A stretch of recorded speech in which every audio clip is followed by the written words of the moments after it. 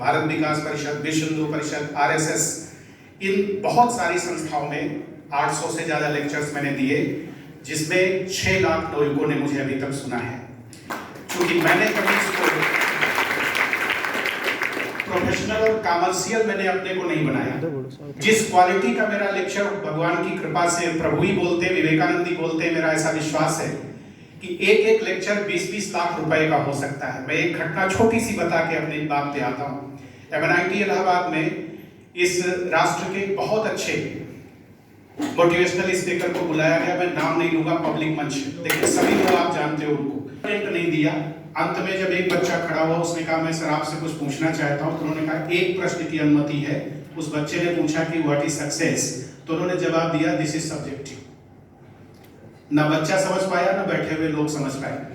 Director जो MNIT के थे मुझे बहुत मानते थे। साल में मेरे 18 से 20 लेक्चर वो करवाते थे।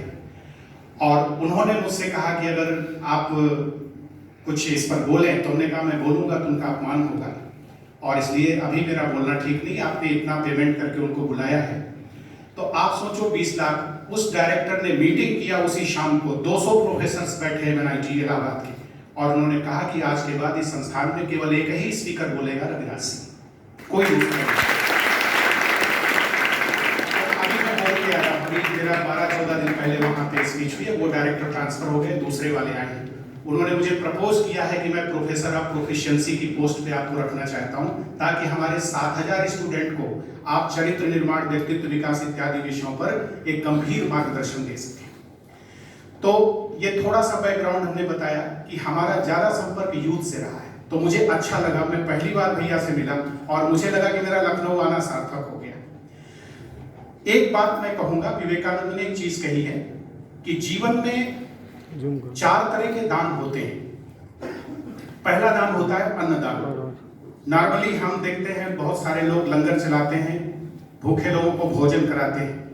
तो स्वामी जी ने कहा कि ये दान ऐसा दान है कि सुबह आपने किसी को खिलाया, शाम को फिर भूखा हो जाएगा। इससे ज्यादा बेहतर दान है कि आप किसी का प्राणदान करिए। तो प्राणदान का मतलब है कि अगर कोई डूब रहा है, आप तैरना जानते हैं, तो आपने उसकी जान बचा दी। तो स्वामी जी कहते हैं कि अन्नदान से ज्यादा श्रेष्ठ दान है प्राणदान। और तीसरा दान स्वामी जी कहते हैं कि प्राणदान और अन्नदान दोनों से ज्यादा अच्छा है विद्यादान, शिक्षादान। ये दान आप हमारे पवन भैया कर रहे हैं यहाँ पर।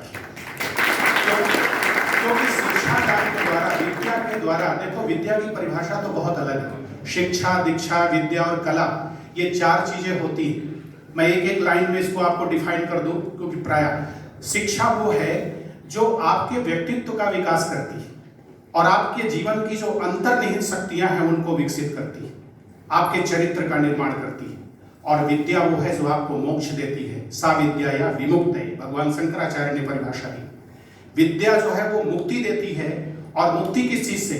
आपके दुख से आपको मुक्ति देती है, अज्ञान से देती है, बंधन से देती है, जो सीमाएं हमने अपने मन में सोच रखी हैं उनसे मुक्ति देती है।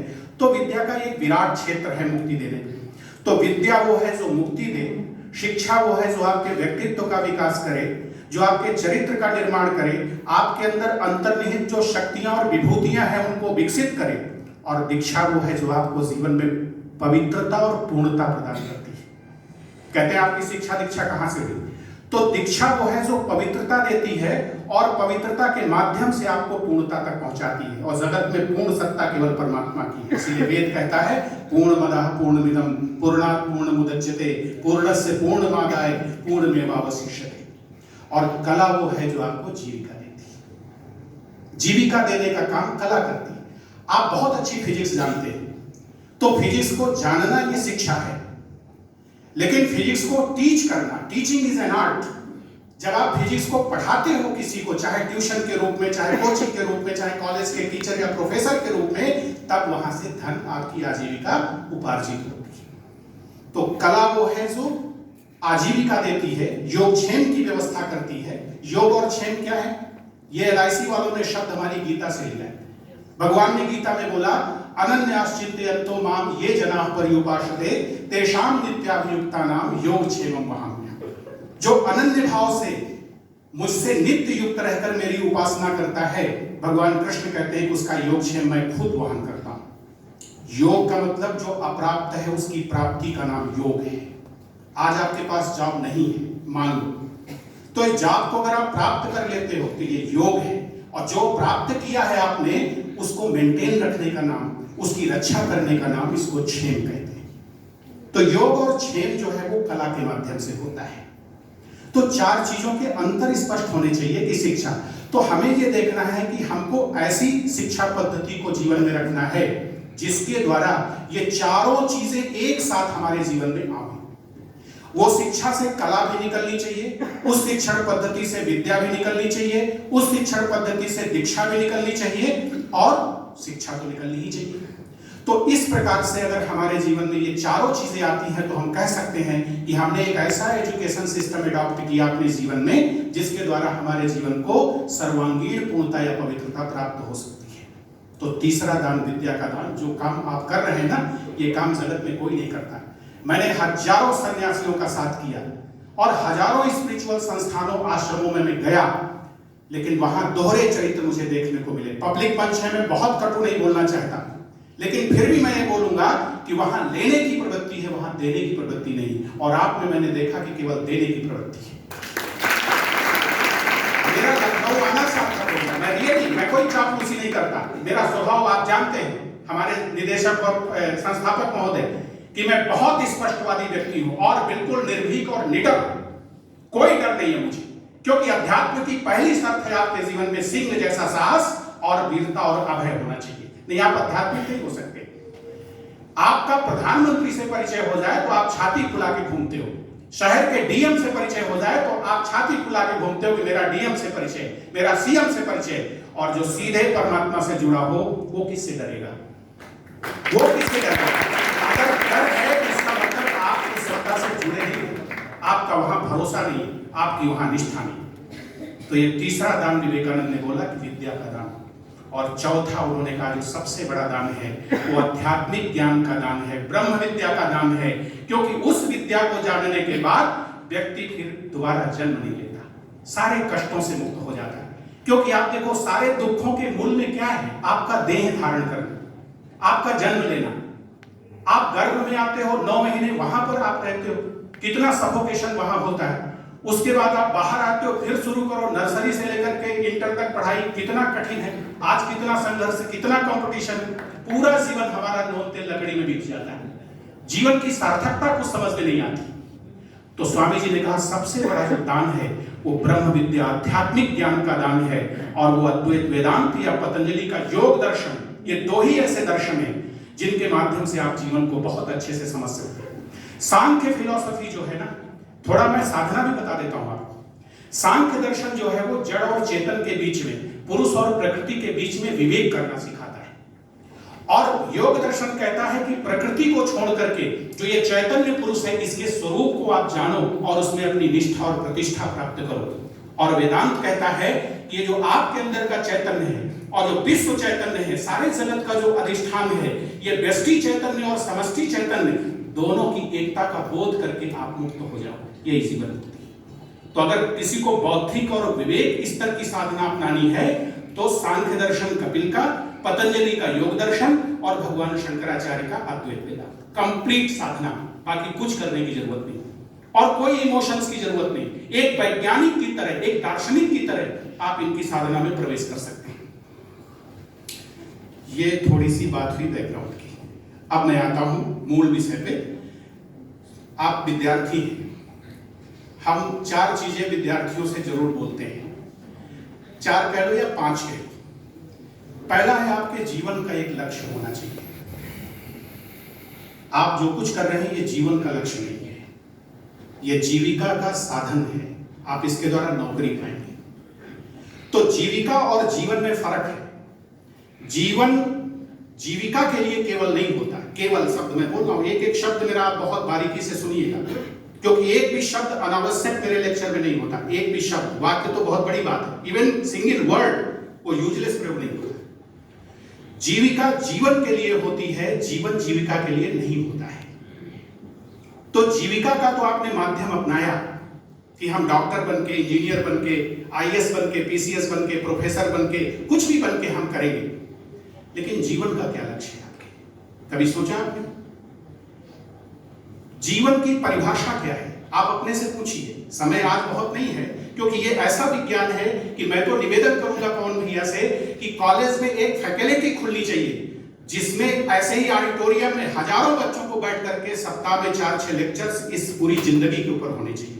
चरित्र के ऊपर, व्यक्तित्व के ऊपर, जीवन की समस्याओं के ऊपर, जीवन के स्वरूप के ऊपर, साधना के ऊपर, कर्म के ऊपर, योग के ऊपर, विज्ञान के ऊपर, ज्ञान के ऊपर, प्रज्ञान के ऊपर, भक्ति के ऊपर, सारी चीजें आपके जीवन में स्पष्ट होनी चाहिए। जब जीवन का पूरा रहस्य स्पष्ट होता है तो व्यक्ति जीवन में बहुत से अनर्थों से और बहुत सारे दुखों और समस्याओं से अपने आप मुक्त हो जाता है, क्योंकि सारे के सारे दुख का मूल कारण जो हमारे वेदांत ने स्वीकार किया वो अज्ञान, और व्यवहारिक वेदांत ने स्वीकार किया अज्ञान के साथ साथ अकर्मण्यता। बहुत सारे वेदांती हो जाते हैं और भी हमें कुछ करने की जरूरत नहीं, अहम ब्रह्मास्मि, ऐसे नहीं होता है।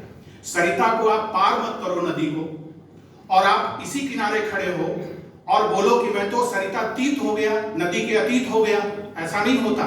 जब आप इस किनारे से पहुंचकर उस किनारे पहुंचोगे तब आप कहोगे कि मैंने नदी पार किया है। तो भवसागर को पार करने की विद्या आपको आनी चाहिए। उस पर अभी मैं एक कहानी आपको सुनाऊंगा। तो पहली बात, आपके जीवन में एक लक्ष्य होना चाहिए। लक्ष्य क्यों होना चाहिए? आपके मन में प्रश्न आएगा, क्यों लक्ष्य बनाएं? क्या जरूरत है लक्ष्य बनाने की? नौकरी करेंगे, शादी करेंगे, हमारी संतान पैदा होगी, खाएंगे पिएंगे, जैसे समाज के लोग जीते हैं ऐसे जी करके चले जाएंगे। तो ये काम पशु पक्षी भी करते हैं, आप कुछ स्पेशल नहीं करोगे। ये शाम न विद्या न तपो न दानम ज्ञानम न शीलम गुणो न धर्मा ते मर्त्य लोके भूइ भार भूता मनुष्य रूपेण प्रकाशचरन्ति। ये 7 चीजें अगर आपके जीवन में इनमें से कोई एक भी है तो आप अपने को मनुष्य कह सकते हो, लेकिन अगर इन 7 में एक भी नहीं है आपके जीवन में तो आपको अपने आप को मनुष्य कहने का कोई हक नहीं बनता, कोई अधिकार नहीं बनता। ये शाम न विद्या न तपो न दानम ज्ञानम न शीलम गुणो न धर्मा, 7 चीजें, और अगर ये 7 हैं तो आपका मनुष्यत्व सार्थक है। भगवान शंकराचार्य ने कहा कि इस जगत में 3 चीजें बहुत दुर्लभ हैं, मनुष्यत्वम मुमुक्षत्वम महापुरुष संश्रया। मनुष्यत्व दुर्लभ है, मुमुक्षत्व दुर्लभ है और महापुरुष का संग दुर्लभ है। तो ये मनुष्यत्व क्या होता है? मनुष्य नहीं कहा शंकराचार्य ने, शब्द देखिए, महापुरुष के शब्दों पर बहुत गौर करना चाहिए। उन्होंने कहा मनुष्यत्व। तो मनुष्य कौन है? आपसे हम प्रश्न कर दें। अभी मैंने पूछा जीवन क्या है, what is the definition of your life. मैं पूछूं हु इज मैन, मैन की क्या डेफिनेशन है? तो मेरा शास्त्र कहता है, अगर पौराणिक दृष्टि से हम बात करें तो हम मनु और शतरूपा की संतानें हैं। मनु मनन प्रधान थे, विवेक प्रधान थे, और शतरूपा यानी श्रद्धा स्वरूपिणी थी। सत रूपा सत्य स्वरूपिणी, तो श्रद्धन था, श्रद्ध सत्य का अपभ्रंश है। सत्य को धारण करने वाली जो बुद्धि है वो श्रद्धा है। श्रद्धा का मतलब आप किसी पे आस्था कर लो ऐसा नहीं, वो आस्था है। आस्था अलग है, विश्वास अलग है, श्रद्धा अलग है, निष्ठा अलग है। ये सारे शब्दों के अर्थ अलग अलग है। हमारी सबसे बड़ी समस्या है कि हम शब्दों का व्यवहार करते हैं लेकिन शब्दों के अर्थों को हम नहीं समझते। तो मनुष्य की क्या परिभाषा है?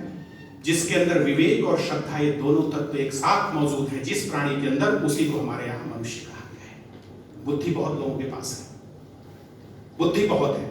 मनुष्यत्व की कसौटी है विवेक और श्रद्धा, और मानव शरीर की कसौटी है बुद्धि।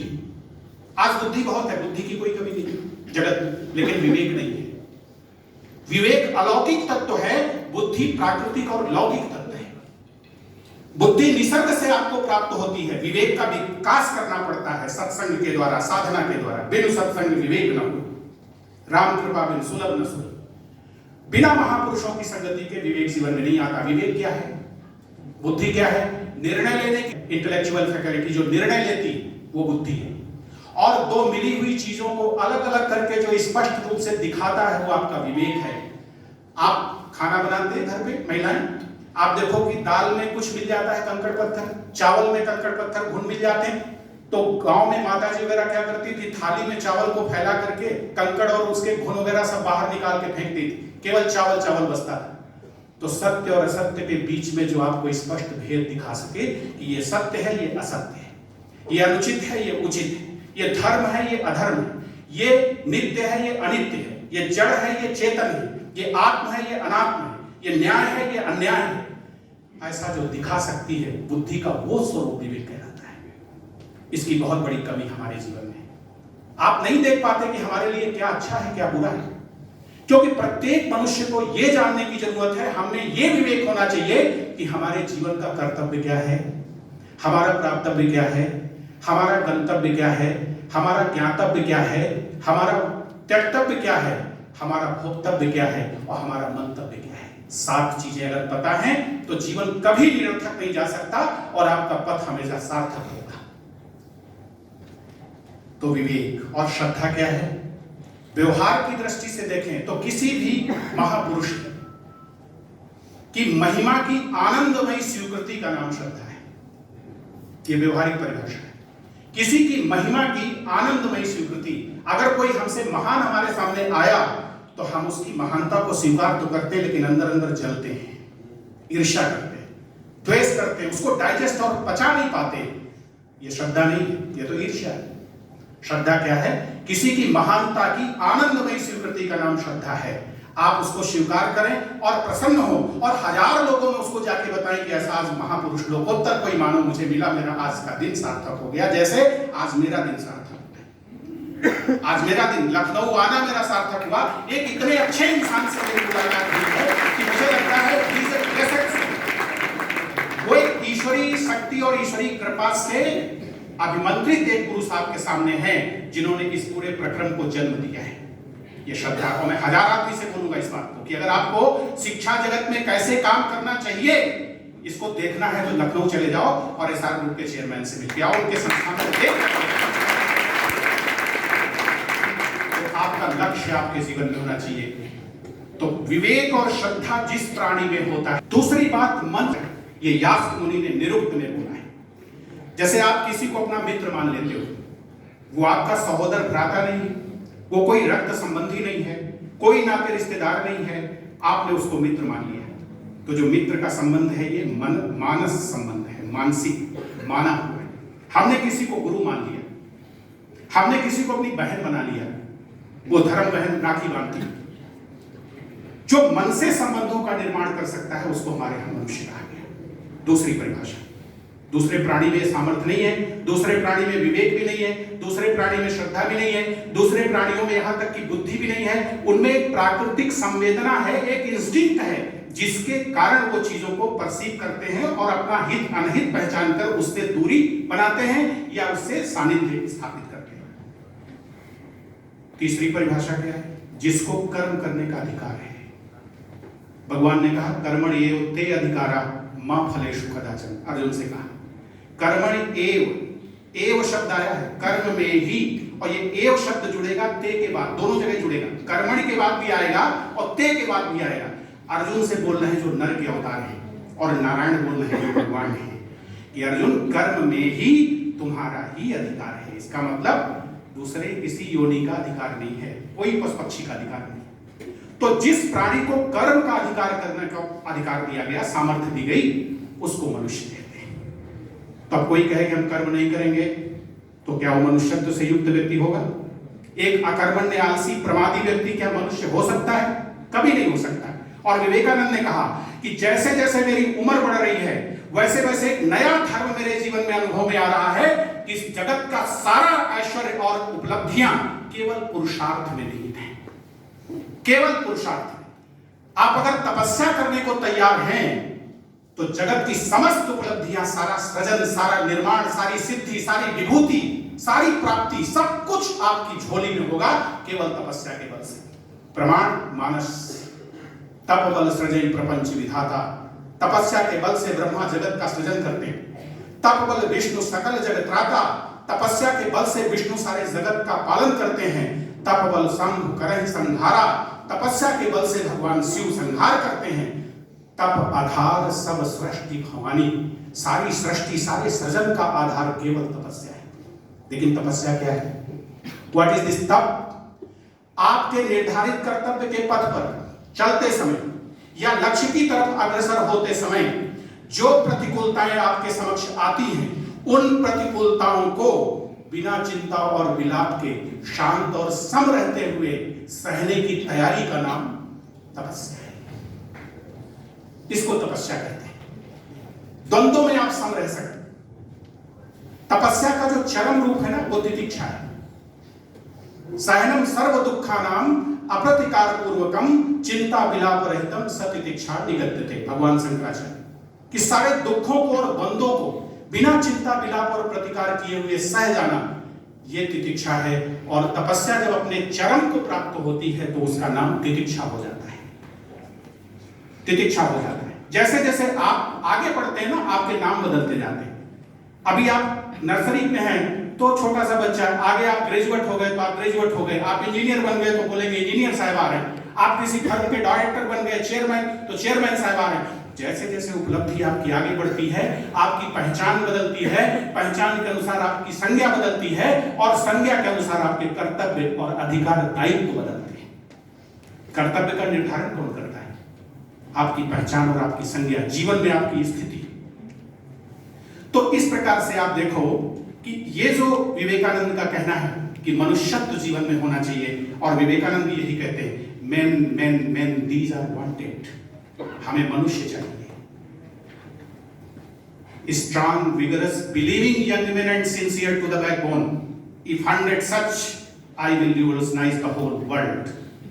हमें मजबूत बलवान, जो पूर्ण निष्ठावान हो, पूर्ण आत्मविश्वासी हो, और उत्साह और जीवंतता और जुनून से भरे हुए लोग हों, ऐसे 100 नवयुवक दे दो। If 100 such I will revolutionise the whole world. मैं पूरे जगत का कायाकल्प कर दूंगा। लेकिन दुर्भाग्य है इस देश का कि स्वामी जी को 100 लोग नहीं मिले, 100 लोग नहीं मिले, क्योंकि ये चारों जो क्वालिफिकेशन उन्होंने दिए, इन पर खरा उतरने वाले लोग बहुत कम हैं। तो इस तरह से आप देखो मनुष्य कौन है, ये मैंने आपको थोड़ा, अभी और भी है लेकिन समय है, हमें बहुत सी बातें आपसे करनी है ताकि एक ही दिशा में लेक्चर न चला जाए।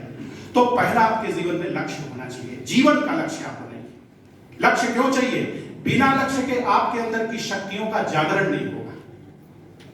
आप ऐसे 8 बजे तक सोते हो, मान लो एक उदाहरण दे रहा हूं, कोई 10 बजे तक सोता है, लेकिन अगर उसका टारगेट है कि कल सुबह 3 बजे हमको ट्रेन पकड़नी है, 3 बजे ट्रेन पकड़नी है, तो वो व्यक्ति 2 बजे उठ जाएगा, चाहे अलार्म लगा के उठे, चाहे किसी से कह दे कि मुझे जगा देना, वो नहीं सोएगा, क्योंकि उसको पक्का जाना हुआ है। संकल्प में अगर विकल्प नहीं है तो आपकी दिनचर्या बदलेगी, आपके मूल्य बदलेंगे, आपके सिद्धांत बदलेंगे। लेकिन अगर संकल्प में विकल्प है, समझौता का आपके अंदर दृष्टिकोण है, तो कुछ भी नहीं बदलेगा। क्योंकि जैसे ही संकल्प में विकल्प आता है, वैसे उस संकल्प की हत्या वो विकल्प कर देता है। ये अगर आईएएस नहीं हुआ तो पीसीएस बनेंगे, तो आप पीसीएस ही बनोगे। पीसीएस नहीं हुआ तो लेक्चरर बनेंगे, लेक्चरर नहीं हुआ तो गांव में दुकान खोल लेंगे, तो आप दुकान ही खोलोगे। जो विकल्प आपके सामने होगा आप उसी पे जाके अटकोगे, ये पक्का सिद्धांत है। इसलिए जीवन में जब संकल्प लो, आप कोई निर्णय करो, तो उसमें विकल्प नहीं होना चाहिए, संशय नहीं होना चाहिए, कर्म निर्दोष हो, निर्णय और ज्ञान और बोध हमारा जो है वो संशय विहीन हो, और जो हमारी निष्ठा है उसमें भी कोई विकल्प नहीं होना चाहिए, जिसमें आपकी निष्ठा है। तो लक्ष्य का होना इसलिए आवश्यक है जीवन में कि लक्ष्य आपके अंदर की शक्तियों को जगाता है, आपकी विभूतियों को जगाता है। लक्ष्य के अभाव में आपके जीवन की ना तो कोई दिशा बन सकती है, ना कोई पथ बन सकता है, ना कोई गंतव्य बन सकता है, ना जीवन में गति हो सकती है। आपको कहीं नहीं जाना है, कुछ नहीं पाना है, तो आप कुछ करोगे? कुछ नहीं करोगे। लेकिन अभी आप स्टेशन पे जाएं रेलवे और उससे कहें टिकट घर में खड़े होके बाबू से कि हमें टिकट चाहिए, वो पूछे कहां जाना है, टिकट चाहिए, पूछ रहा कहां जाना है, टिकट चाहिए, तो कहेगा पागल हो क्या भाई, अरे कहां जाना है? आपने कहा कानपुर जाना है, तो कानपुर का टिकट मिलेगा, कानपुर आपका गंतव्य फिक्स हो गया। अब कानपुर वाली ट्रेन पकड़ोगे, कानपुर वाले रास्ते पे चलोगे, कानपुर की दिशा में बढ़ोगे, और एक दिन कानपुर आप 2-4 घंटों में पहुंच जाओगे। इसलिए सबसे पहले जीवन का लक्ष्य, और जीवन का लक्ष्य क्या होना चाहिए, इस पर आप मनन करो। मैं दोबारा आऊंगा, दोबारा मैं आपको बताऊंगा जीवन का लक्ष्य क्या होना चाहिए। आप सोचोगे जीवन का लक्ष्य क्या होना चाहिए, आप अंदर से क्या चाहते हो। हम एक लाइन में बोल दे, जगत का प्रत्येक जीव अपने जीवन में दुख नहीं चाहता और सब प्रकार का आनंद और तृप्ति चाहता है। अब जगत की सारी उपलब्धियों को आप देख लो, टटोल करके कि क्या जगत की सारी जो उपलब्धियां हैं ये हमारे जीवन में आनंद दे सकती है? एक ऐसा आनंद जिसका परिणाम कभी दुख न हो। आनंद उस सुख का नाम है जिस सुख के साथ दुख मिश्रित नहीं होता और जिस सुख का परिणाम कभी दुख नहीं होता। आप विचार करना कि कोई सुख ऐसा है जगत और जीवन में जिसका परिणाम दुख नहीं हो सकता, जिसमें दुख मिश्रित नहीं हो सकता। सुख दुख को दबा सकता है लेकिन दुख का नाश नहीं कर सकता, और आनंद सुख और दुख दोनों को, दुख को तो नष्ट कर देता है और सुख को अनंत असीम और चिरस्थायी बना देता है। ऐसी कोई स्थिति, ऐसी कोई उपलब्धि अगर आपके जीवन में होती है तो उसको आप मान सकते हो कि हमारे जीवन की सार्थकता को देने वाला ये एक लक्ष्य हो सकता है, बन सकता है। और भगवान ने गीता में कहा, यम लब्ध्वा च परम लाभम मन्यते नाधिकम तथा यस्मिन् स्थितो न दुखेन गुरुणाम विचारते। यम लब्ध्वा, जिसको पा करके, न अपरम लाभम, अपरम माने दूसरा कोई भी लाभ बड़ा नहीं दिखता, लगता है जो पाया है वो सर्वोच्च है और सर्वोत्तम है। देखो कुछ लोग सर्वोच्च भी पा देते हैं, लेकिन जरूरी नहीं कि सर्वोच्च पद पर बैठा हुआ व्यक्ति सर्वोत्तम हो। हमारे राष्ट्र में ऐसे भी राष्ट्रपति हुए जो सर्वोच्च पद पर बैठे रहे लेकिन उस पद के लायक थे, नाम नहीं लेंगे, आप विचार कर लो। लेकिन ऐसे भी राष्ट्रपति हुए जो सर्वोच्च पद पर गए और सर्वोत्तम थे। गौरव से नाम हम लेना चाहेंगे डॉक्टर APJ कलाम, डॉक्टर राधाकृष्णन, डॉक्टर राजेंद्र।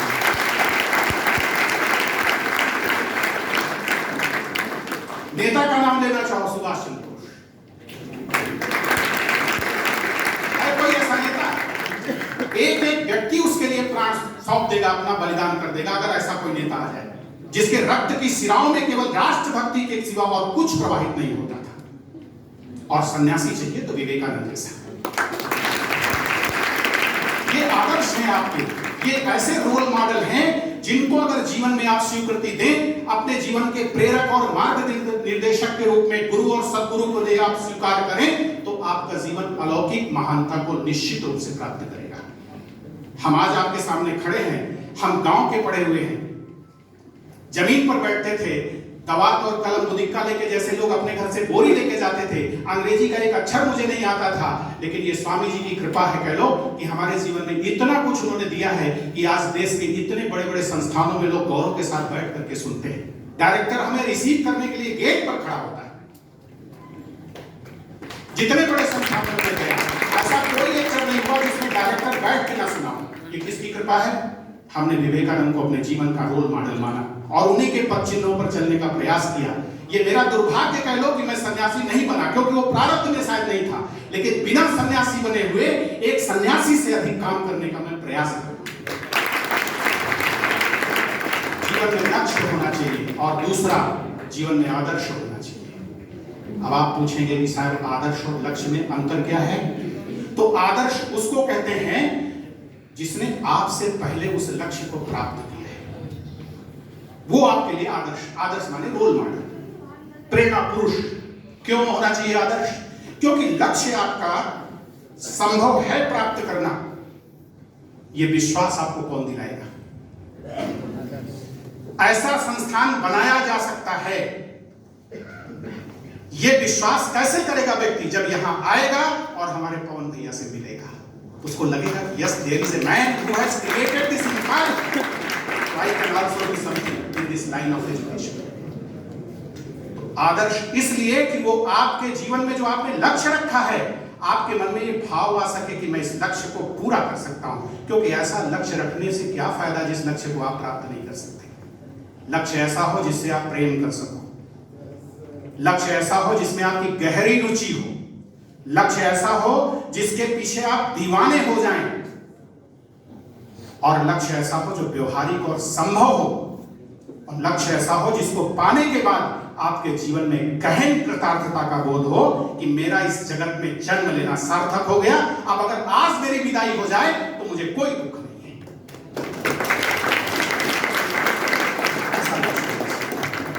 तो आदर्श इसलिए जरूरी है कि लक्ष्य के प्रति आपको समर्पित कर सके, और लक्ष्य आप प्राप्त कर सकते हो, ये आत्मविश्वास, आत्मबल, मनोबल आपके जीवन में 100% कूट कूट करके भर सके।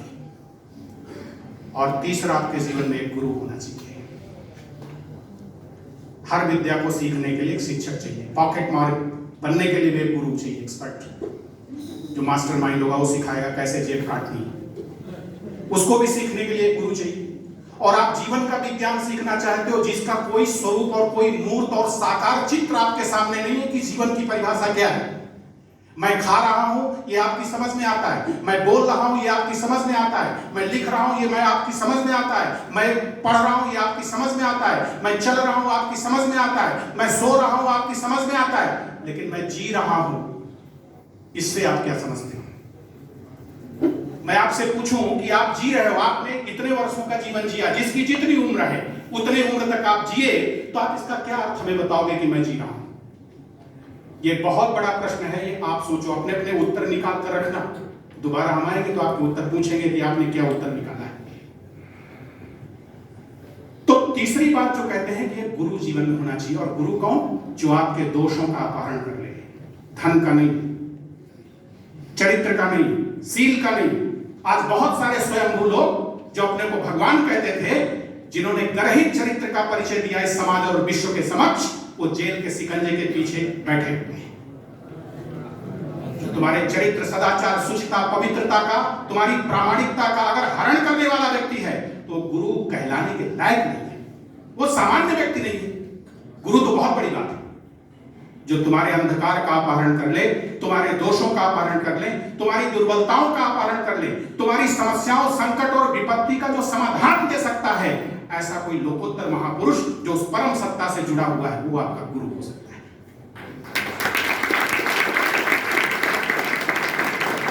और जो हमारे शिक्षक और आचार्य हैं, ये भी हमारे गुरु हैं, ये अपने अपने विषय के गुरु हैं। जो आपको कंप्यूटर साइंस पढ़ाता है वो उसमें आपके ज्ञान का अपहरण करता है, जो आपको फिजिक्स पढ़ाता है वो फिजिक्स के ज्ञान का अपहरण कर रहा है, जो केमिस्ट्री मैथ्स पढ़ाता है वो उसके ज्ञान का अपहरण कर रहा है। लेकिन जो जीवन के अंधेरे को आपके छीन ले, वो आपका असली गुरु है, उसको सदगुरु कहते हैं। इसीलिए हमारे जीवन की यात्रा क्या है? असतो मां सद्गमय, तमसो मां ज्योतिर्गमय, मृत्योर मां अमृतम गमय। ओम शांति शांति शांति। सारे ऋषियों ने, हमारे शास्त्रों ने संकेत किया है आपको जीवन का क्या लक्ष्य है, जीवन की यात्रा क्या है। असत से सत तक पहुंचना जीवन की यात्रा का लक्ष्य है। मरण से अमृत तक पहुंचना, अंधकार से प्रकाश तक पहुंचना, अज्ञान से ज्ञान तक पहुंचना, क्षुद्र से विराट तक पहुंचना, अल्प से भूमा तक पहुंचना, तुच्छ से महान तक पहुंचना, जीव से शिव बनना, नर से नारायण बनना और इंसान से भगवान बनना, ये आपके जीवन का लक्ष्य है। कोई विद्या, कोई सिस्टम हमारे संस्थानों में जो इस विद्या को सिखाया जा सके, और अगर आप ऐसे बन जाते हो तो जगत में कोई दूसरी व्यवस्था करने की जरूरत नहीं है। विवेकानंद से पूछा गया कि महाराज सारे संसार में जितनी समस्याएं व्याप्त हैं इसके मूल में क्या है? तो स्वामी जी ने कहा सदोष व्यक्ति, एक ऐसा व्यक्ति जिसमें दुर्गुण और विकार भरे हुए हैं, सारी समस्याओं के मूल में। आप विचार करके देख लो, जितनी समस्याएं आपके घर में जो समस्या है उसके मूल में व्यक्ति बैठा है, आपके समाज में जो समस्या है व्यक्ति बैठा है, राष्ट्र में जो समस्या है व्यक्ति बैठा है, विश्व में जो समस्या है व्यक्ति बैठा हुआ है। कोई जानवर, कोई पशु पक्षी ये कभी हत्या नहीं करते, आतंकवाद नहीं करते, ये बलात्कार नहीं करते, ये गला नहीं काटते। कभी आपने सुना किसी भैंस ने बलात्कार किया, किसी गाय ने किसी की हत्या किया? नहीं सुना आपने। लेकिन रोज आप देखते हो कि श्रद्धा जैसी बच्चियों के साथ क्या हो रहा है, 36 टुकड़े कर दिए जाते हैं। ये मानव है, मानव है जिसने किया, इसको आप मानव कहते हो? तात्पर्य कहने का मतलब आपके जीवन की यात्रा ये होनी चाहिए। ये विद्या अगर हम सीखते हैं तो विवेकानंद ने पलट के कहा कि समस्त समस्याओं का समाधान क्या है? निर्दोष व्यक्ति, एक निर्मल व्यक्ति हो, उसके जीवन में कभी पाप अपराध करने की वृत्ति नहीं जगेगी। आपको पुलिस की जरूरत नहीं होगी, सरकार की जरूरत नहीं होगी, आपको सेना की जरूरत नहीं होगी, किसी प्रकार के नियंत्रण की जरूरत नहीं होगी। और इसीलिए जो बड़े बड़े चिंतक, मनीषी, विचारक हमारे गांधी जैसे लोग थे, वो स्टेटलेस सोसाइटी चाहते थे, जहां शासन ना हो। हमको यहां पहुंचना है। तो तीसरा आपके जीवन में गुरु होना चाहिए, बहुत महत्वपूर्ण चीज है। वो आपकी आत्मा का साथी होता है। माता पिता तो केवल शरीर तक रहते हैं, परिवार आपका शरीर तक है। देह जहां खत्म, सारे रिश्ते खत्म। और देह के साथ रहते हुए जो कुछ भी आपने उपलब्धि किया है, सृजन किया है, उस निर्माण की प्रक्रिया में जो पाप पुण्य आपने कमाए हैं, मृत्यु के बाद वही आपके साथ जाएंगे, बाकी सब लोग यही छूट जाएंगे। इसलिए अपनी आत्मा की पवित्रता का ध्यान रखना चाहिए। जगत में उन्नति चाहिए तो पुण्य कमाओ आप। कोरोना में बहुत सारे ऐसे लोग चले गए जिनके पास पैसे की कमी नहीं थी, और बहुत सारे ऐसे लोग बच गए जिनके पास कोई पैसा नहीं था। किसने बचाया? पुण्य ने बचाया। पुण्य आपकी रक्षा करता। सुख का मूल पुण्य है, और पुण्य कैसे आएगा? परोपकार पुण्याय पापाय फल। केवल परोपकार से पुण्य रूपी संपदा कमाई जा सकती है, दूसरा कोई उपाय नहीं है। और परमार्थ का व्यक्ति बनना है तो पावन बनो आप, पवित्र नहीं, पावन। पवन से पावन बनना आपके जीवन का लक्ष्य है। और पवन भी क्या है? पवन भी गंदगी को ही दूर करता है। समाज में जो अज्ञानता है, कुसंस्कार है, इन्हीं को आप दूर कर रहे हैं।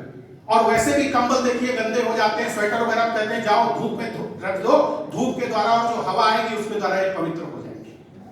तो पावनता जीवन में लाओ। अगर परमार्थिक व्यक्ति बनना है, और पवित्र और पावन में अंतर क्या होता है? पवित्र के संपर्क में अगर अपवित्र आया तो वो अपवित्र उस पवित्र को भी अपवित्र बना देगा, लेकिन पावन के संपर्क में अगर अपवित्र आएगा तो वो अपवित्र भी पावन हो जाएगा। जैसे अग्नि में अगर एक कोई चीज आप डालो तो अग्नि पे कोई फर्क नहीं पड़ता। होली में आप कितना कूड़ा करकट डालते हो, सबको जला करके वो ज्वाला के रूप में परिवर्तित करती है और अंत में राख के रूप में रूपांतरित हो जाता है। जो अपने स्वरूप में बदल ले और दूसरे के स्वरूप से प्रभावित न हो, जो अपने स्वभाव में ढाल ले, दूसरे के स्वभाव को स्वयं ग्रहण ना करे, उसको पावनता कहते हैं। ये पावनता है। कौन बनाएगा आपको पावन? आपका गुरु बनाएगा आपको पावन। इसलिए कोई महापुरुष खोजो, मरा हुआ नहीं। हमारे गुरुजी तो 10 साल पहले मर गए थे, अब हम बहुत परेशान। अरे तो जिंदा गुरु खोजो आप। हमारे परिवार में डॉक्टर साहब आते थे, सारे रोग ठीक करते थे, अब डॉक्टर साहब मर गए तो आप इलाज नहीं कराओगे आप किसी का।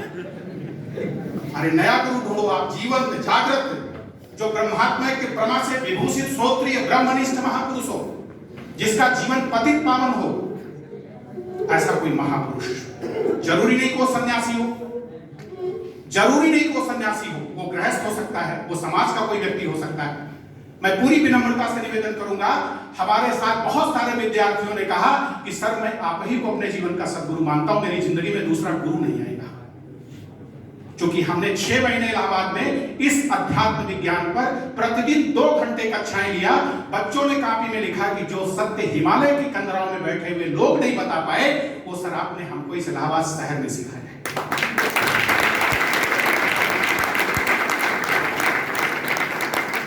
तीसरा, आपके जीवन में गुरु, पहला लक्ष्य होना चाहिए, आदर्श होना चाहिए, गुरु होना चाहिए, और चौथा ग्रंथ होना चाहिए। फिजिक्स को सीखने के लिए आप फिजिक्स की किताबें पढ़ते हो, मैथ को सीखने के लिए मैथ पढ़ते हो, हर विद्या को सीखने के लिए उसके ग्रंथ पढ़ते हो। क्या जीवन विद्या को सीखने वाला भी कोई ग्रंथ आपके साथ है? एक ऐसा ग्रंथ है, वो कोई धर्म का ग्रंथ नहीं। कोई अगर दूसरे मत का व्यक्ति बैठा हो तो एक बार उसको पढ़ के देख ले, उसमें कहीं हिंदू धर्म नहीं आया, हिंदू शब्द ही नहीं आया। भगवान ने गीता, सब कुछ है उसके अंदर। आप सोचो, हमारे जनरल मानिक साहब, वो युद्ध के समय में उनके टेबल पर केवल ये गीता रहती थी। तो जो लोग मिलने के लिए जाते थे, एक बार किसी बहुत बड़े मंत्री ने उनसे पूछा कि आप ये गीता क्यों रखते हो? इस समय तो कोई वार साइंस होना चाहिए, वार साइंस की कोई किताब, डिफेंस स्टडीज की कोई किताब होनी चाहिए टेबल पे। तो जनरल मानिक साहब ने कहा कि this is the manual of war.